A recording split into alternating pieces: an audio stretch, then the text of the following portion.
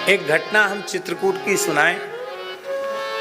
हमारे चित्रकूट धाम के बिल्कुल कामतानाथ जी की तलहटी में रहने वाले हमारे बहुत प्रिय आचार्य श्री लवलेश जी बहुत अच्छे वक्ता हैं और कामतानाथ जी की बड़ी कृपा है। जब तक चित्रकूट धाम में रहते हैं प्रतिदिन श्री कामदगिरि भगवान की प्रदक्षिणा आप करते ही हैं। संतों की बड़ी कृपा आपको प्राप्त है। हमारे पूज्य गुरुदेव भक्तमाली जी की कथा चित्रकूट में हुई है।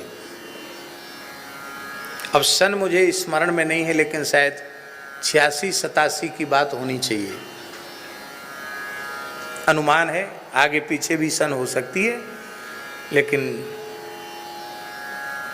86-87 के करीब की लगभग की बात होनी चाहिए।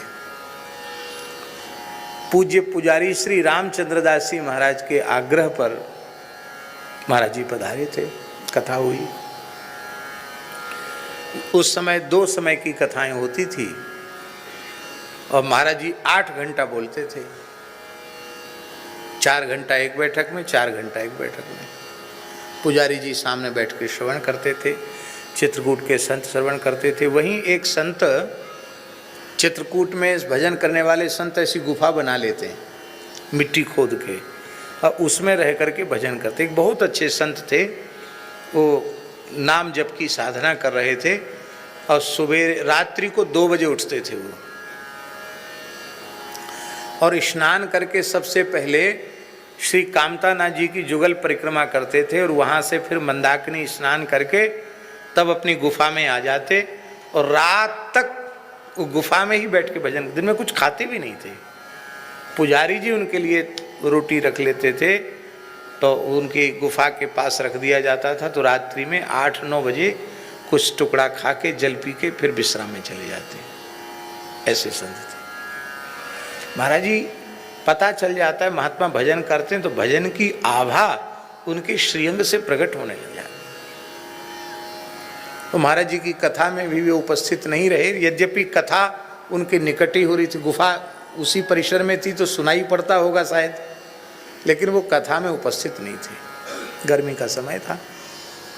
महाराज जी चौकी पर लेटे थे, वे संत आए, महाराज जी के चरण धीरे धीरे दबाने लगे।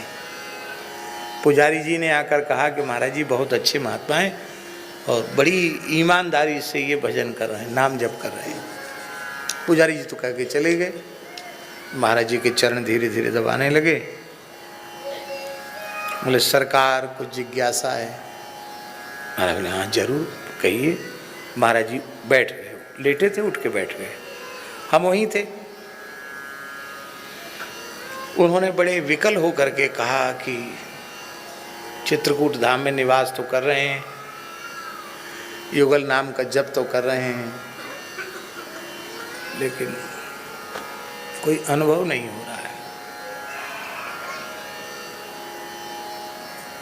हमें अविश्वास तो नहीं है कि इतने दिन चित्रकूट में रह के ऐसी पद्धति से रह के भजन करे तो भगवान का अनुभव होता है, ऐसा आचार्यों ने कहा है।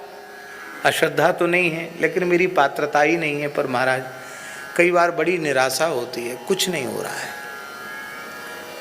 किसी लाभ की अनुभूति नहीं हो रही है। उन्होंने अपनी जिज्ञासा रखी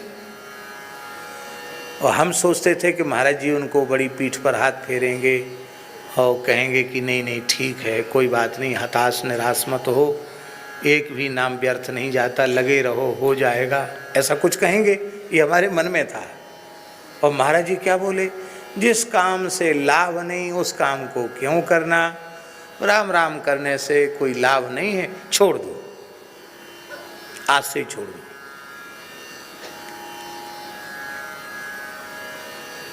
बिना किसी भूमिका के, बिना किसी लाग लपेट के महाराज जी ने कहा कि भजन करने से कोई अनुभव नहीं हो रहा, कोई लाभ का अनुभव हो नहीं रहा, तो छोड़ दो, ऐसा काम क्यों करना, छोड़ दो।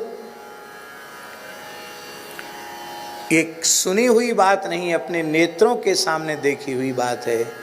महाराज जी के मुखारविंद से इतनी ही बात निकली नहीं कि उन महात्मा के शरीर में तत्काल अष्ट सात्विक भाव प्रकट हो गए। अश्रु कंप पुलक सारे भाव एक साथ जागृत हो गए।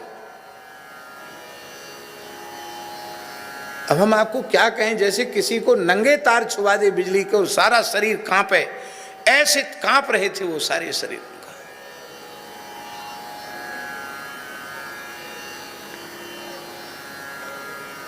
करुण क्रंदन करने लगे। महाराज जी के चरण पकड़ के बोले, ऐसी आज्ञा आप न करें, प्राण भले ही छूट जाएं पर अब युगल नाम नहीं छूट सकता है। क्या कहा उन्होंने? प्राण भले ही छूट जाएं, अनुभव होए चाहे न होए, प्राण भले ही छूट जाएं पर अब नाम नहीं छूट सकता। महाराज जी ने खींच कर उनको छाती से लगाकर कहा, बावरे सब कछु तो मिल गयो, और फिर वो कहे कि हमें कछु नहीं मिला। ये बस यही शब्द थे महाराज जी ब्रज भाषा में, बावरे सब कछु तो मिल गयो, और फिर ही कह रहे हो कछु नहीं मिलो, सब कछु तो मिल गए।